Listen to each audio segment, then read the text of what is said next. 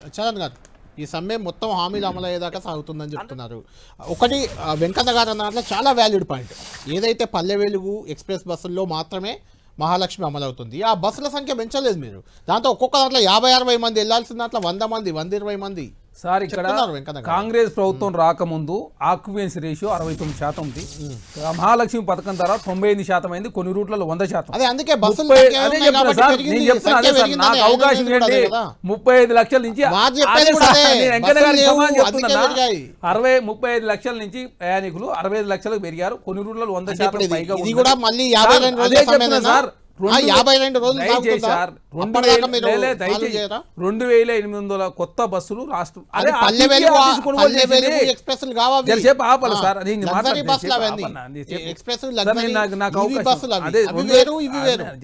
ఇవి కాదు.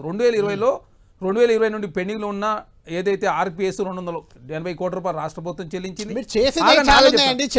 2017లో ప్రేస్ ప్రభుత్వం 21% ట్రీట్మెంట్ అమలు చేయడం జరిగింది.